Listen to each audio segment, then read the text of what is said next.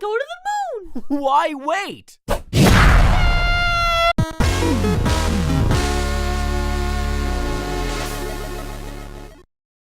It's been a bit since I last talked about Crash Bandicoot. I knew something felt off.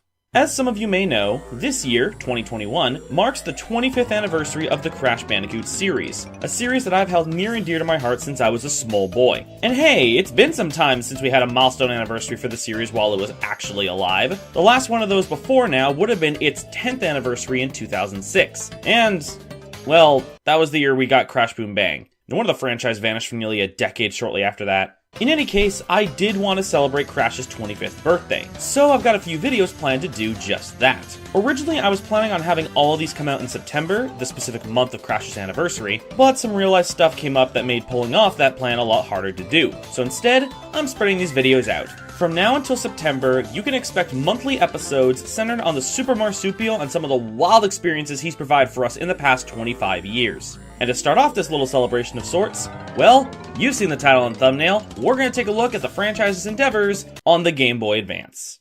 It wasn't long after Naughty Dog wrapped up their run with the series that Sony's publishing deal with Universal Interactive ran out, removing Crash's status as a Sony IP, while also allowing for Universal to take the series onto other hardware, which they took advantage of pretty much right away. While they had Traveler's Tales working on Wrath of Cortex, with Eurocom assisting in making the game multi-platform, Universal got development studio Vicarious Visions to start working on a Crash game for Nintendo's newest handheld at the time, the Game Boy Advance. And from there, Vicarious Visions went on to develop a total of 4 different Crash games on the GBA, all of which we'll be looking at today. Now yes, Crash the Titans did end up getting a GBA version, but that one was developed by Mage Entertainment? These developers are gonna haunt me for the rest of my life now, aren't they? Anyway, point is, I'll save Titans GBA for another time. For now, I'm gonna focus just on the GBA games that Vicarious Visions did. With that said, let's start off with their first game of the bunch, Crash Bandicoot: The Huge Adventure, also known as Crash Bandicoot XS in Europe.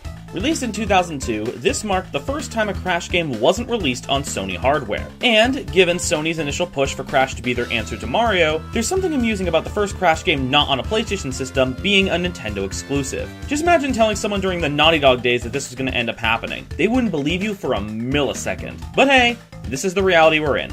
Like with all the other Vicarious Visions GBA games, I had this one growing up, though I didn't play this one a whole lot once I was older, favoring the console games. So this is going to be my first time playing Huge Adventure in a long while. Let's see how well it holds up, shall we? The game begins with Uka Uka chewing out Cortex for his failures, must be a day that ends in Y, and Cortex reassuring to his master that his next plan will do the trick, despite Uka Uka believing otherwise. Interestingly, not only is this image a clear recreation of one of the shots from essentially the same scene in Crash Bandicoot Warp's opening, but the second image outright is from that scene in Warp's opening. I don't know, I always just found that kind of funny. But yeah, Cortex has a new scheme in the works. This time he creates a device called the Planetary Minimizer, which he uses to just up and shrink the whole planet. So much so that he can hold it in his fingers. I can only imagine the absolute disaster occurring on the Earth where his fingers are. Somewhere in Asia and lower North America from the looks of it. Fortunately for the world, aside from those two areas, Coco Bandicoot's big-brained enough to fix the problem, believing she can make a device to reverse the effects so long as she has enough power crystals to power it. So yep, if you played Crash 2, Warped, or Wrath of Cortex, you know what to expect. Travel from warp room to find all the crystals and beat Cortex and his henchmen to save the world. Only 20 crystals this time as opposed to 25 crystals though.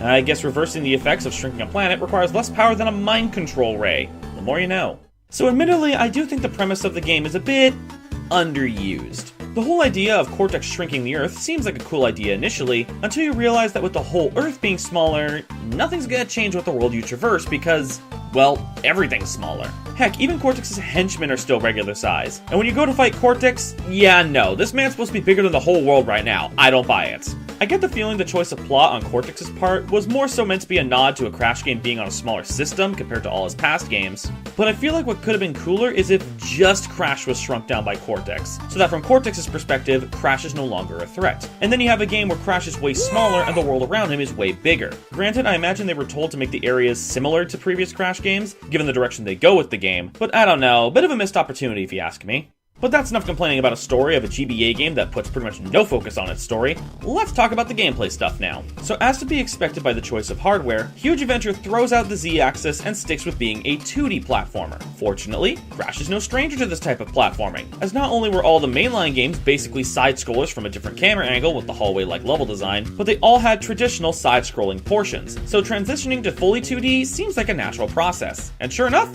it is. It wasn't uncommon for GBA conversions of traditionally 3D games to be a rocky process, but the classic Crash gameplay works really well on a 2D plane like this, with Crash's various moves all making the jump over as well. Pun not intended, but I'm not apologizing for it.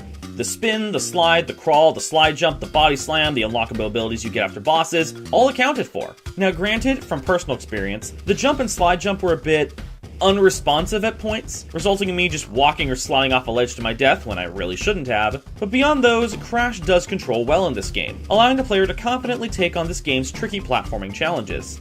Until those tricky platforming challenges start to get a bit too demanding, but we'll get there when we get there.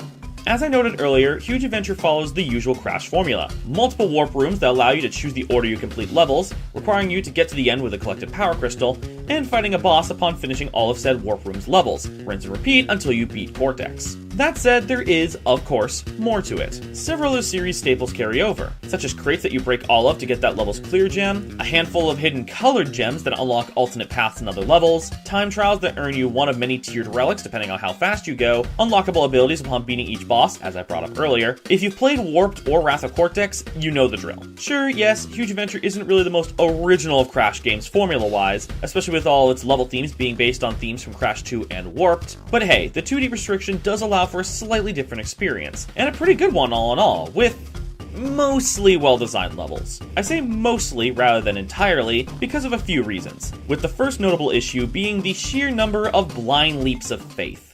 I imagine this stems from the screen limitation of the Game Boy Advance, but there's many cases throughout the game where you're expected to just blindly jump and hope you land where you need to land. I remember being confused to why the game gives you so many lives early on in the game, but once far enough in, you very quickly realize that you're bound to lose a lot of lives just from missing jumps you couldn't otherwise see. It's kind of annoying, to be honest, and I feel like compacting the levels a bit would have solved this problem. Leaps of faith aren't the only time that platforming can be troublesome though, because some of the jumps the game expects you to do get a bit too demanding. Take for example, level 10's bonus area. There's one jump in particular that making it felt like total luck, especially since, compared to the console games, you have basically no airtime to jump out of a slide when sliding off an edge. The moment you're off that edge, you're committed to the slide and you're plummeting down. And keep in mind, you don't have the double jump at this point yet. When I finally did make the jump, I was basically a single pixel off from falling.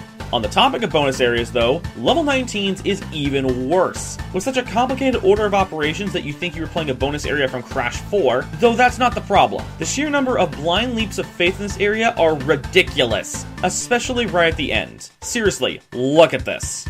It's a good thing you don't lose lives in bonus areas, because I would have lost a lot in this one alone. Don't get me wrong, I do think the platforming gameplay and levels are overall quite good, but when the level design decides to get screwy, it gets really screwy. Now beyond the platforming, there are other gameplay styles for some of these levels, again, like in previous Crash games. The first you're bound to come across is the underwater levels. Oh boy. These were already the weakest aspect for both Warped and Wrath of Cortex, and yep, Huge Adventure continues that trend. The controls are incredibly sluggish and slow, and these levels tend to get long. Also for some reason, this is the only environment in the entire game that shows up in every single warp room. Like, why though? The other gameplay styles are better, fortunately. For example, they do what that one level in Crash 2 did and fuse both the chase sequence trope and the animal riding gameplay style into one, with Crash fleeing this freaky Yeti thing while riding Polar. I will say, for an early GBA game, this means of emulating a 3D section does actually look pretty cool, and these sections are overall fun, if a bit difficult to see what's coming, especially when dashing. The second warp room introduces a gameplay style that fuses the jetpack from Crash 2 with the plane levels from Warped, into a 3D replicating arcade rail shooter game of sorts, kinda like Space Harrier. And you know what? For fusing two of the weaker gameplay styles in the original trilogy, these are actually surprisingly solid. Zipping around, dodging enemy fire, shooting down blimps, it's all really fun. I'm really happy that this gameplay style showed up numerous times throughout the game. These were great. The last alternate gameplay style is hidden away in a colored gem path on one of the space levels. Now for context, the other colored gem paths are just harder platforming challenges, but this one, you hop onto the platform and bam! It's an auto-scrolling space motorcycle section. Get all the crates before you reach the end if you don't want to restart the level. It's very sudden, but it's still fun. just caught me off guard there. Now, as for the bosses you face at the end of each warp room, they're all collectively You fight Dingodile underwater, oof, but it's kinda unremarkable. Definitely a step down from how solid his boss fights tend to be. Engine's fight has you using the jetpack, which is cool, but the fight itself is just a really watered down version of his battle from Warped, so Tiny has you on foot, fusing his fights from 2 and Warped by having you jump from platform to avoid him until he stops and leaves himself vulnerable. This one's probably the best of the main bosses, but even then, it's just okay. And Cortex has you dodging blasts from the planetary minimizer, requiring you to trick him to shoot the colored gems powering it. It, once again, is And once you beat him, Coco manages to restore the Earth, but Aku Aku notes that Cortex is still at large, so you now need to get all the gems and relics before beating him again. And here's where the game really shows its weaker side. See, to get the true ending, you need to get just all the gems and relics. All the relics need to be gold or platinum. Sapphire relics won't cut it. And let me just put it this way. Any issues you had with the jumping responsivity will be absolutely sure to make themselves known during this process. Many of these levels clearly aren't designed with rushing them in mind, and the amount of times I'd be dashing just for the jump to not register as I reached an edge were far too many to count. The worst of these levels by far were the snow levels, because rushing when you have to deal with numerous small platforms, ice physics, timed crush obstacles, and especially the polar sections, is not a fun process. Remember what I said earlier about how it's a bit difficult to see what's coming, especially when dashing? Well, to get those gold or platinum relics, you're gonna have to be dashing pretty much constantly, which makes these sections a total nightmare. Also, if you die during these sections, well, there's no checkpoints during time trials, so back to the beginning of the level you go. Even the rail shooter sections that I really enjoy, they become a bit of a pain when time trialing, because of how long it takes the blimps to disappear once they're destroyed. And no, the timer doesn't stop on the last one until it's gone. This can and did screw me over on the final one of these. Now, to give some credit, the reward for doing this and fighting Cortex again is kinda neat. Once you beat him, the planetary minimizer malfunctions and fuses Cortex and its henchmen together to create this abomination known as Mega Mix. And you get what's essentially a chase sequence but on a 2D plane rather than running towards the camera. Is it worth the hassle of getting all those gold and platinum relics? Absolutely not. But it was a neat true final boss, if you want to call it that. Now, while I was a bit disappointed that they just stuck with previous level themes rather than try something unique with the shrinking premise, I'll admit that Vicarious Visions did do a really good job with recreating these environments visually in a 2D space. The game overall actually looks really nice on that note. Crash especially has some really great and fluid animations. They did solid work translating him to 2D while keeping that 3D look in his sprites. That said, his dashing animation does look a bit silly in comparison.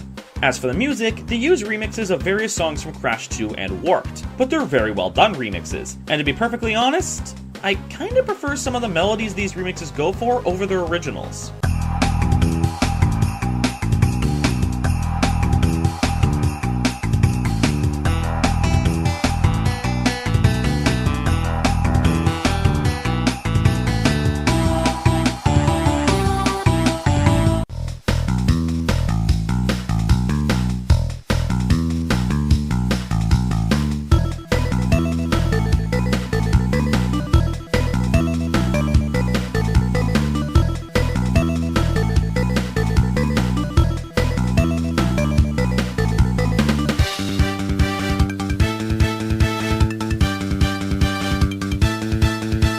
Could just be a nostalgia thing admittedly, but I'm just more used to some of these remixes. That said, it is weird that the boss themes get shuffled around. Dingodile gets Engine's boss theme, Engine gets Tiny's boss theme, and Tiny gets Dingodile's boss theme. Kinda bizarre. But yeah, that's Crash Bandicoot The Huge Adventure. It's got its rough patches here and there, but hey, this was Vicarious Visions' first run with the Bandicoot, as well as his first run on hardware like this. Bumpiness was likely. Overall though, I do think this is a good game, even with some of its awkward design choices. These are things that could easily be polished up in a sequel of sorts, if Vicarious Visions were given the opportunity. Oh hey, would you look at that? They were given the opportunity. So only a year after Huge Adventure came out, Vicarious Visions went ahead and released a sequel, known as Crash Bandicoot 2 N-Tranced. Like with Huge Adventure, I haven't played this game in a very long time, so I genuinely don't even remember how much better or worse it is than its predecessor. There's only a handful of aspects I distinctly remember about it, one of which will come up very quickly. But regardless, let's give this game a go.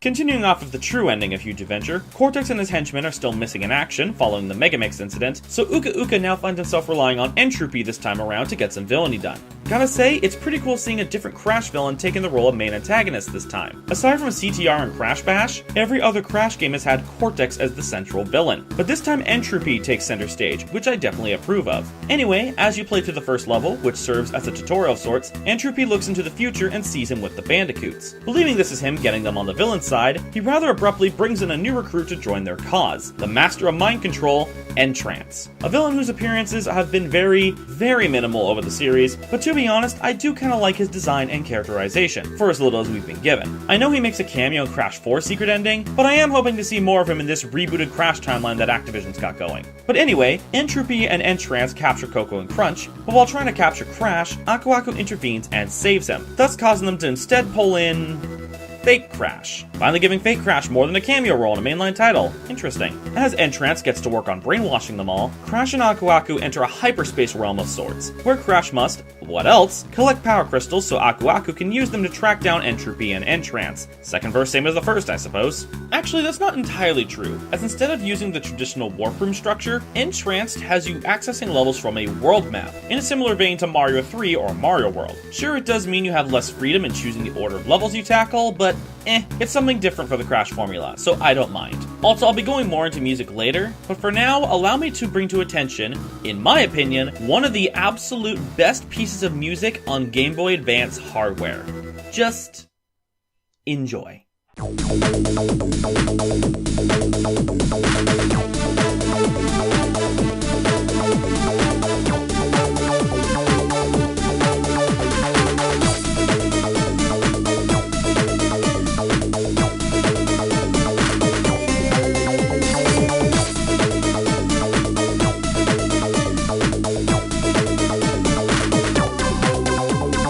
I don't know what kind of crazy technique was done to get something this clean sounding on a Game Boy Advance, but man, shoutouts to Manfred Linzer for pulling this off. This is easily my favorite rendition of the Warp Room themes in the entire franchise. It's so good.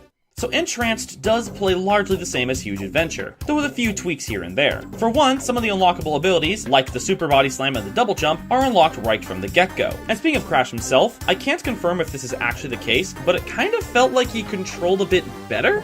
I definitely recall having less instances of the jump not working than I did in Huge Adventure, at least. The level design also got an improvement, as while there are still some instances of blind leap to faith, they are far less frequent than before, thank goodness. Also, while Huge Adventure based many of its level themes off level themes from Crash 2 with a hint of Warped, N-Tranced bases many of its level themes off level themes from Warped with a hint of Wrath of Cortex, which, letting my personal bias speak up here, I do personally prefer. I found myself enjoying these levels a fair bit more than in Huge Adventure, traversing areas like Arabia, ancient Egypt, prehistoric volcanoes, and that's just for the main platforming levels. Granted, I think a bit more area variety would have been nice, but I'll take what I can get. Though speaking of the platforming levels, a few new wholly original elements are thrown into the mix this time around, namely 3 new crate types and a new collectible. I'll go over the crates first. The first is a freeze crate, which, when broken, freezes every enemy and hazard for a brief period of time. They appear rather infrequently, clearly meant for specific set pieces with many enemies, so it's just kind of okay. The other crates, however, change up the gameplay entirely for a brief period, with the Carpet Crate and the Copter Crate. The Carpet Crate puts Crash on a magic carpet for an auto-scrolling set piece, like that space motorcycle from Huge Adventure, except it's much slower, you have a projectile attack, and it's not nearly as good. The movement controls for Carpet Crash are far too slippery, and with the often contained level design in these areas, it's far too easy to die. Or glitch through the wall and die on the other side, that works too. Copter Crash, on the other hand, is a fair bit better. You can freely move in all directions in this mode, which usually has you navigating narrow volcanic tunnels and sometimes maze-like sections to find crates and collectibles. It's a bit slow, but it controls much better than the Carpet, so by default it's better. Though speaking of collectibles, crystals, gems, and relics aren't your only collectibles this time, as this game introduces colored gem shards. Each of the main platforming levels after the tutorial level has 1 gem shard. Green shards in the Arabian levels, red shards in the Egyptian levels, and blue shards in the volcanic levels. These are all required to access the final world of levels and the final boss, rather than needing all the gems and relics. And honestly, I prefer this much more for completion requirements over needing to get the relics, especially with how the shards are incorporated. They're often hidden away in an alternate route, requiring you to not only keep your eye out for any potential secret paths in a level, but also be at your best platforming-wise, because these alternate routes don't mess around. You want those gem shards? You gotta work for them. I think these are a great way to test your skills and a fun way to encourage exploring a bit in a level, rather than just booking it to the end. That's not all that's changed though. Crash does actually have a few new abilities. Firstly, since some of the previous unlockable abilities are now available from the get-go, Crash gets a few new tricks up his sleeve as bosses are defeated, namely a super slide and a rocket jump. The rocket jump you're not going to use much, especially since you get very little forward momentum with it, but the super slide does get plenty of use, especially in the gem shard routes. Crash can also now slide down these diagonal ropes like a zip line, which are used a few times in the volcano levels. All these are a bit more contextual compared to his other abilities, but they're neat additions regardless. What's not a neat addition is his ability to climb vertical ropes. Kind of. You more have to hop up them, as well as hop towards other ropes. This mechanic is really poorly implemented, to be honest. Jumping from one rope to another is really finicky, and when hanging on for long enough, you'll begin sliding down, which can get irritating when combined with the finicky nature of them. They are easily at the worst in the level Rock the Casbah, particularly its bonus area. No joke, this bonus area took me nearly 15 minutes worth of attempts, and it was entirely because of these ropes stuck under iron crates. It was way too easy to just fall off and not be able to grab the next rope. I hated it. And the level was already a nightmare as is, with easily the worst carpet crash section in the game, one of the hardest gem shard routes in the game, and being one of the few levels across both this game and Huge Adventure that require backtracking to get the clear gem, which, as many Crash fans can tell you, backtracking usually sucks in Crash games. Rock the Casbah was by far the worst level in the game, and honestly one of the worst levels across the whole series. I really didn't like it. Though on a lighter note, like with Huge Adventure, N-Tranced has itself some alternate gameplay styles, beyond just Carpet Crash and Copter Crash. This time we have a new take on the chase sequence with jetboard levels, where you ride off ramps and hit all the crates while avoiding the shark, Jaws theme and all. These sections are alright, though the hitboxes on the crates are kind of finicky, sometimes just outright not registering contact, or having a delay in them breaking. I don't know, it was weird. The other two alternate gameplay styles are given to Crunch and Coco once you free them, though Crash does get the first of Crunch's level style before Crunch inherits it. This level style in question is the Atmosphere, returning from Wrath of Cortex. It functions largely the same, with you rolling through labyrinth-like levels and avoiding falling off or getting destroyed by various hazards. And while I do think Wrath of Cortex does these better, N-Tranced take is still pretty solid. You're even given dedicated buttons to both slow down and speed up the Atmosphere, making controlling it an absolute breeze, so most deaths won't be the fault of janky physics or anything. Though I do have to laugh at how, for the entirety of these levels, Crash and Crunch are just T-posing in the Atmosphere, rolling around and asserting dominance on every Nitro crate they pass. I love it. Now the last gameplay style is...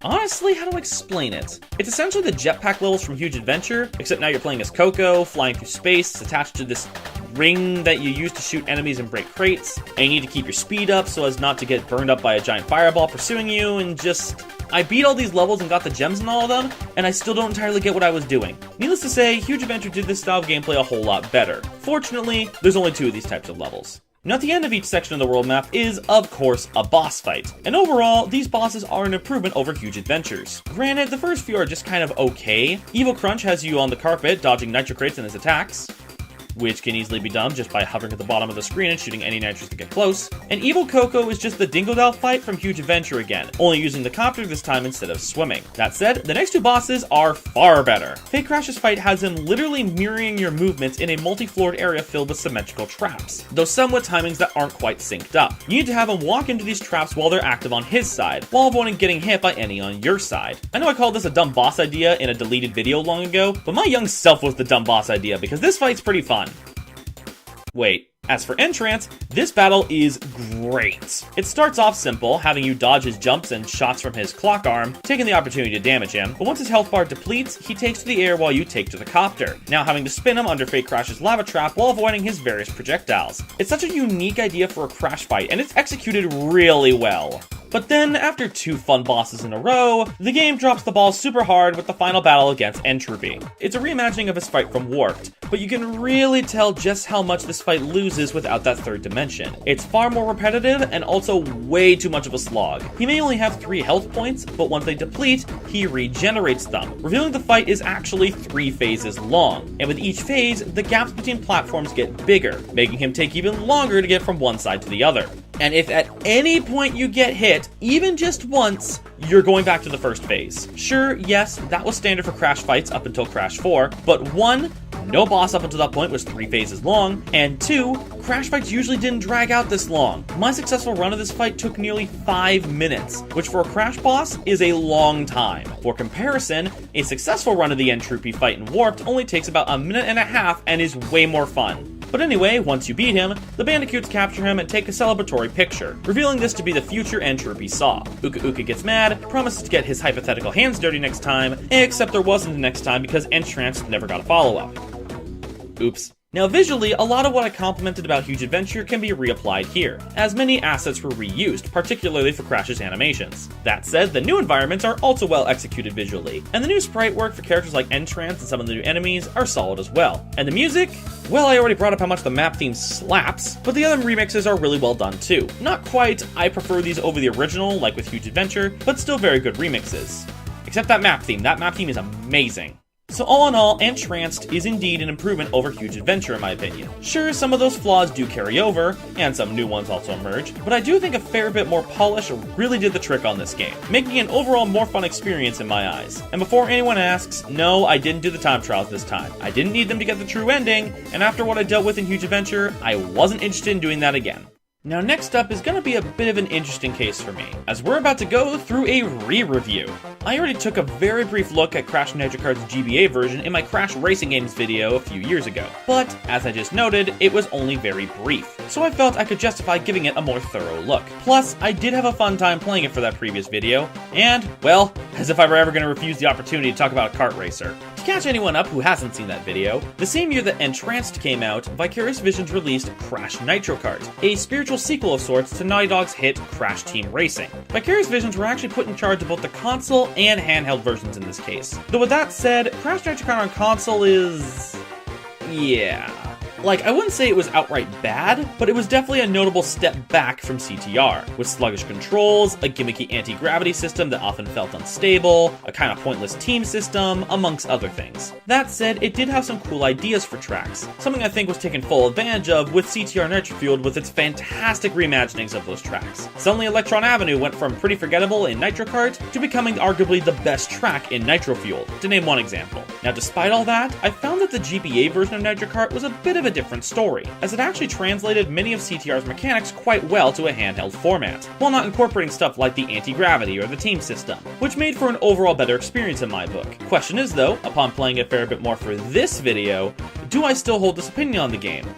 The short answer is yes, but let's go into more detail. The story of the game is relatively simple. You ever seen Space Jam? Well, it's that but with go-karts. Various members of the Crash cast are captured by a green alien overlord named Emperor Velo, who forces them to compete in a galactic circuit, galactic circus, for the sake of entertaining his subjects. Win the championship, you're set free. Pretty straightforward. Now, when I previously talked about this game, I noted that some of these stills, which are taken straight from the console version's FMV cutscenes, looked like unfinished renders. Well, upon this replay, I realized that I was actually right. Look, you can see data on the frame of animation in the corner of the screen. Plus, there's stuff like floating hats on Norm and Big Norm's blob forms, so yeah. Also, for some reason, both story routes try to incorporate the console version's true endings without incorporating the whole twist that makes those true endings work. In Team Cortex's case, they kinda make it work, but in Team Bandicoot's case, the game literally goes, "You are now free to go." Great, send us home! No, actually, my empire is yours now. Crash rules the empire for a frame. Okay, Crash, let's go home now. It flows really awkwardly.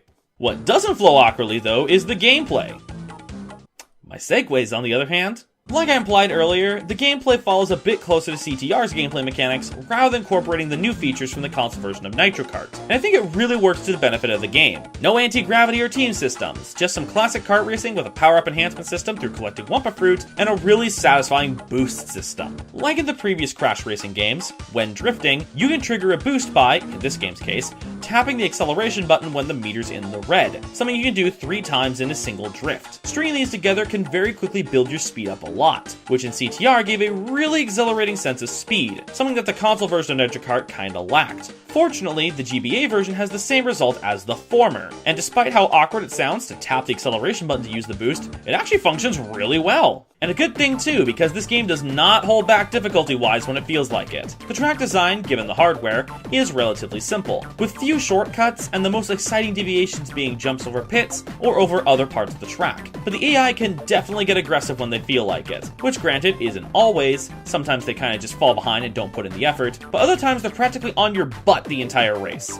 Fortunately, the item RNG is generally pretty alright, so more often than not you'll get what you need to get them off your tail even just a bit. But do be prepared prepared to master those drift boosts as soon as you can. Though while the track design is pretty simple, there's a great exploit you can take advantage of with it. On tracks where you have jumps over previous parts of tracks, lay a trap before a jump, like a Nitro crate or something. When someone hits it and gets launched up, they'll land on the part of the track in the gap, and will have to pick up the race from there. It's a wonderful exploit, and it actually makes the boss race against Geary pathetically easy. Just hit him with a missile or a bowling bomb right before the first jump, and so long as you don't fall off the map too much, he'll never catch up to you. It's amazing. Speaking of bosses, let's talk about Adventure Mode. The game's story mode takes the same Adventure Mode structure of previous games. Drive through hub worlds, win races, beat bosses, and then return to past tracks to do the letter collecting CNK challenges and the time-stopping relic races. Even the crystal collecting challenges on the various battle arenas make a return, which also reward you with CNK tokens, which unlock the various gem cups. Now in CTR and the console version of Nitro Kart, the gem cups unlocked secret characters and the last few tracks to race on for 100% completion. But in this game's case, the roster's unlocked by beating bosses,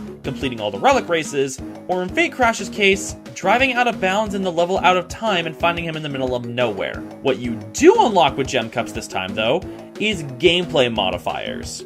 In particular, there's the artillery cheat, which gives you infinite missiles and bowling bombs once you hit your first item crate, the turbo cheat, which, admittedly I didn't notice much of a difference, the RC car cheat, which turns everyone into tiny carts and even ups the pitch of the engines to sound like an RC car, but most importantly, the lunar cheat. This one cheat is utterly amusing, as it lowers gravity when hopping. This can be used practically, like to skip small chunks of track, but when going off a ramp or getting hit by an explosive power-up, you go sky high with this cheat on. Heck, the game can barely handle it at points. The AI will get stuck in the most bizarre places with this, and the Velo's challenge track practically breaks with this. It's hilarious. That said, don't try to use all the modifiers at once, otherwise this can happen. Yes, the game did indeed crash. No pun intended. Now visually, this game is top-notch, with some really nicely made background environments for the tracks and some pretty solid character sprites. For the regular Crash cast, the boss character sprites look a bit weird, to be honest. Also, the audio balancing in this game is not very good, to be honest. Though as for the music, it's super solid. And to be perfectly honest, I do prefer it over the console version's soundtrack. That said, as I noted in my Crash Racing Games video, the one problem with the music is that each song is a very short loop. So just when you think the song's getting somewhere good, it just resets. However, since that video, I've found out that in the Japanese version of the game, almost every single song in the game has an extended version, and they do wonders for these songs. To give an example, here's the North American version of Barren Ruins, my favorite song in the soundtrack.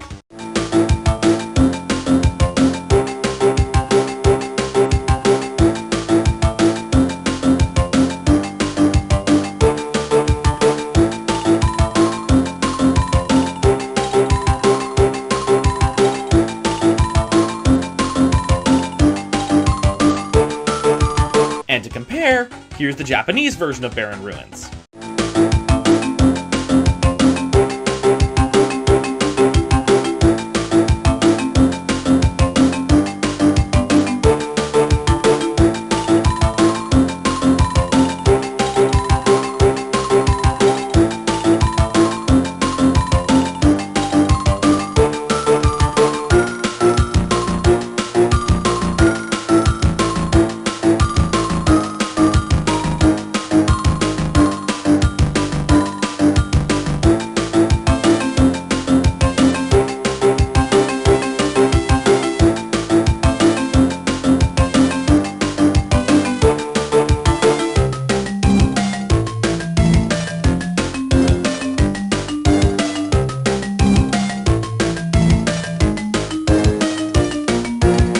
Entirely sure why only the Japanese version got these extended songs, but thanks to my friend and fellow YouTuber Valfrey, you'll be hearing more about them later, I got a chance to try the Japanese version of the game for myself. And interestingly enough, while the game is largely the same, aside from the sprite for the TNT crate being different, a lot of audio-related elements were changed for the Japanese version. Not only were the track themes extended, but the main menu theme was replaced with a new original piece, and many of the character voice clips, which are ripped straight from the console version, were swapped out for different ones. Some cocoa with love. Woo! Make way! Yeah! The race is mine. Wait for the road! Tiny knock you out! Ow! Konami published the Japanese version of the game, as they were the publishers of all the Crash games in Japan at the time. But judging the opening company logos, it seems their in-house studio got involved with the localization. So I imagine they're the reason these audio changes were made. But yeah, special shout out to SaxDude26 for posting all the extended versions of the soundtrack on YouTube. It was really cool to discover these and end up going down this mini rabbit hole. And that's the GBA version of Crash Nitro Kart. I played this one a lot as a kid, easily the most out of all the Crash GBA games, and having replayed it yet again for a video, I could definitely see why. Not just because it's a kart racer, but because it's a really good kart racer. And while I admittedly think I was a bit harsh to Mario Kart Super Circuit when making this comparison in my Crash Racing Games video, I replayed it for my Mario Kart Tracks video from last year and it's just okay, I still definitely stand by my statement that Nitro Kart was the better GBA racing game between the two. And on that note, that now leaves us with one last game to cover. A bit of a different kind of Crash game, and not one necessarily known for being high quality like the last three games I've looked at. That's right, I'm talking about none other than Crash Party USA. To those not in the know, this is a minigame hidden away on Nitro Kart's cartridge, accessible by holding L and R while booting up your system. It's a rhythm game of sorts, with no sense of rhythm at all. Many of the button prompts you don't even press on beat with the music to get the perfect on it. But yeah, you move your cursor across the three lines to press the buttons as the prompts race on screen, with each level requiring you to successfully hit a set number of the prompts, all while Crash dances on a floating island, Cortex peeks his head out every so often, and a gif of N-Tranced flies by in the background every few seconds. Just complete all 30 levels and you get a bonus for the next time you race Velo in adventure mode. I did not end up getting this bonus when I raced Velo after playing this game, so Crash Party USA is a 0 out of 10. With that said, that should mark all the Crash GBA games that Vicarious Visions did. This has been Black Mage Benjamin, and until the next video, have a nice day, everybody. Okay, fine, I'll talk about Crash Purple.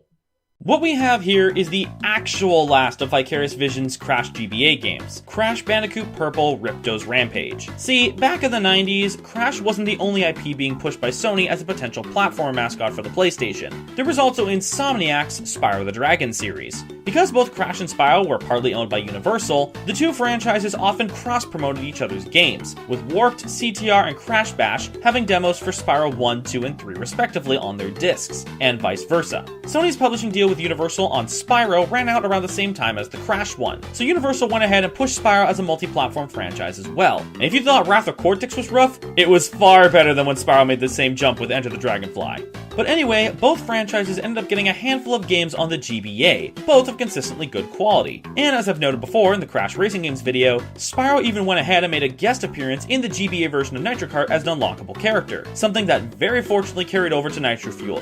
Thank you, Beanox. But then, in 2004, this little commercial made its way onto the internet. That's right, Crash and Spyro were getting official crossover games. Now, I didn't have a ton of experience with Spyro at that point, but I was familiar enough with the series to be excited about this. So my sisters and I ended up getting copies of both Crash Purple and its counterpart, Spyro Orange: The Cortex Conspiracy. Now, I did play a fair bit of Crash Purple as a kid, but like I noted with my childhood experience with Crash Boom Bang on my video about that game, I think it was more so due to the unhealthy loyalty I had to the Crash series, because yeah, it wasn't too good. Granted, it was definitely better than Spyro Orange, that game was terrible, but yeah, I'm not even gonna bother with the, will this end up holding up ordeal. Crash Purple's not good. And to be perfectly honest, I am not looking forward to this.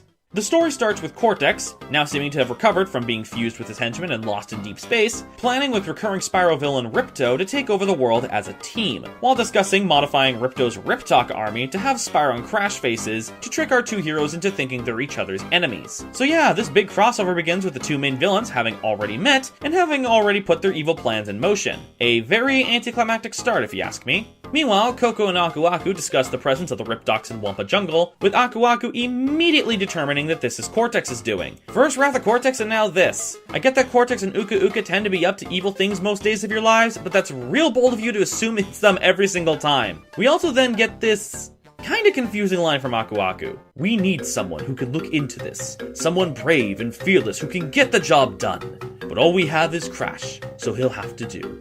I'm sorry, how many times has Crash kicked Cortex's butt at this point? How do you have so little confidence in Crash being able to do this when it's literally something he's done multiple times already? But anyway, it's now your goal to, what else? Find power crystals, beat bosses, and save the day. Though this time around, instead of a warp room or a world map, the level select area is a fully explorable hub world, with some light platforming challenges here and there. Unfortunately, Crash's moveset is way more bare bones than in Huge Adventure and N-Tranced, only being able to move, jump, double jump, spin, and crouch. No slide or slide jump, no body slam, no death tornado spin or crash dash. A bit unfortunate, but these hub world areas are still pretty alright despite that. A bit easy to get lost in at points with a lot of the same landmarks, but they play fine. On that note, there are actually some traditional platforming side levels, where you race to the end while breaking every crate to get a gem. Some of these crates include time crates that temporarily freeze the timer. I do like these, they're quite fun. Also, there's this new crate that changes Crash's pants color to a randomly generated color. Not entirely sure why, but hey, it exists. There's also these free fall challenges where you need to break all the crates on your way down to get a gem. These are fun as well. But alas, this isn't the main gameplay focus. As I noted, these are just side levels. The main levels that you collect the crystals from are mini-games. Both Crash Purple and Spiral Orange are minigame compilations. Why they went this direction, I'm not entirely sure, but it wasn't a good direction to go. Now, to give some credit, some of these minigame types are actually not that bad. Two in particular. The first of these is the polar riding levels, which has you platforming while, well, riding polar. Given this is a gameplay style that is present in the main games, it's not too weird to see here. And yeah, these can be pretty fun, though the one in the final world does get a bit brutal with some of its jumps. The second of these is the shooting gallery levels, where you have to blast a bunch of sheep with your bazooka before they reach the nitro crates behind you. Is it a weird idea? Yes. But hey, the use of sheep does fit in thematically with Spyro, and these minigames honestly are pretty fun, if often a bit short. But that's where the fun kinda stops, because all the other minigame types range from either meh to why did you do this? For example, there's weightlifting side levels, where you just mash the A button like crazy. Every world has one of these, and by the final world, you're mashing until your finger goes blue. I remember needing help with these as a kid. These were way too much for my small fingers. There's also these river rafting levels, where you, well, ride a raft down a river. These ones overall are okay, though the one in the second world is pretty terrible, if only because of these underwater missiles that spawn practically infinitely, making them nigh impossible to avoid without dying. The only reason I managed to beat this level was because I got a glitch where they stopped spawning out of nowhere, so I took full advantage of that. There's also these other shooting gallery levels, where you have to shoot down these parachuting tanks with a remote chopper. I hated these so much as a kid, because of how many you're expected to micromanage by the end. Even more annoying by the camera zooming in and minimizing your vision as your chopper gets lowered down to you. I didn't struggle too much with these on this playthrough, but they're still not that fun. We've also got a jetpack level type, which can be described as such. Do you remember the rocket barrel from the later Donkey Kong Country games? Well, imagine that, but worse. I also really hated these ones as a kid. Next, we've got Breakout meets Space Invaders. This one's slow and boring, but otherwise harmless. And speaking of slow and boring, how about an auto-scrolling shooter section on a weird bat creature, where the auto-scrolling goes at a snail's pace? More often than not, you can just mash your fire button and take care of enemies before they even show up on screen. It's really boring. The final one of these also sucks because of hidden crates and off-screen nitros that you can easily touch by accident. Now, most of these minigames can get irritating or boring, but for the most part, I can stomach them just fine. But then there's the tank minigames. Absolutely no exaggeration when I say this. This might be the worst alternate playstyle in any Crash game. Worse than the jetpack in Crash 2, worse than the underwater levels in Warped, Wrath of Cortex, or Huge Adventure, and worse than all of Wrath of Cortex's various vehicle sections. I'm not joking. For one, given it's a tank, you go unbelievably slow, even in the act of turning, and that alone wouldn't be a problem. The issue comes from just how long these levels get, making those slow, sluggish controls that much more noticeable, and some of the enemies and their placements are just outright cruel. Special mention goes to these little police drone things, who can snipe you out from a mile away, even if they're off screen. And given the slow, sluggish movement, getting out of the way of their shots in time is practically impossible. You better hope you're already shooting at them when they get a clear shot of you. And worst of all, every world in the game has one of these in some way, shape, or form. It's literally the only minigame type aside from the side levels that appear in every world. And the final one of these almost had me ripping my hair out with how long it felt, and how easily those little police drone things could snipe you out and force you to restart. I'll be honest, I know I was pretty much at the end of the game by this point, but I nearly gave up on this one. Granted, I didn't, but I was definitely close. But minigames aren't all that this game's got going for it. It's also got trading cards! Yippee! You collect a bunch of these throughout the game. After bosses, littered throughout the hub world, from Moneybags' shops, yes, of all Spyro elements to make it into Crash's gameplay, it was Moneybags. Now the point of these is to trade them with others who own either Crash Purple or Spyro Orange to ideally complete the set, but like, there's no real reason to be honest. The most you unlock from general trading cards is bonus minigames in the minigames menu, where you just try to collect as many Wumpa Fruit as you can before falling. Now supposedly, these red cards with characters on them unlock characters for the multiplayer, but I can't confirm this to be true because despite having both Crash Purple and Spyro Orange, and having link cables, my sisters and I could never get the link cables working, no matter how hard we tried, so we've never been able to try the game's multiplayer component. Rip me, I guess. Oh right, there's also bosses, and surprise surprise, they're not good either. The first boss fight is Spyro himself, and by that I mean throw Molotov cocktails across a ravine to get him to fall off his wall. This took me literally 10 seconds to finish. Watch for yourself.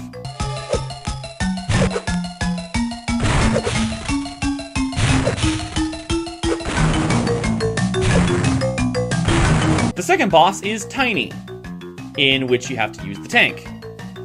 That speaks for itself. The third boss is Nina, making her debut in the series, where you have to flee from her in a polar riding segment. This one's actually okay, but not much to note. The fourth boss is Ripto, which, okay, to be perfectly honest, this fight's actually pretty good. You're on the bat, but it's at a much faster pace than the usual levels of this type. And you're dodging these enemies and blasts of fire while waiting to shoot the non-transparent version of these enemies so you can shoot Ripto with his shield down. It's honestly pretty fun. But then the final battle against Cortex and Ripto is a complete letdown in comparison. You only have a minute to beat it, but that's far from hard to do as you kinda just hold the fire button to destroy all the components of their spacecraft. They go down super easy, to put it simply. And then Crash puts Spyro in a headlock during the end credits, much to Spyro's confusion? But yeah, that's Crash Bandicoot Purple. It was definitely a cool idea to bring together Crash and Spyro for a crossover, but man, this was absolutely not the direction to go with it. Sure, the game does look nice and has a pretty good original soundtrack. It seems to be very common with Vicarious Visions. But aside from a handful of exceptions, the minigames range from monotonous to frustrating, and it just kind of makes the whole experience a pain to get through. I'm just grateful that the game can be 100%ed in only 2 hours, so at least it didn't take me long to get through this one. And at least you don't need to beat every level 3 separate times to get access to the final world like you do in Spyro Orange. So yeah, by default, it's a better game. But man,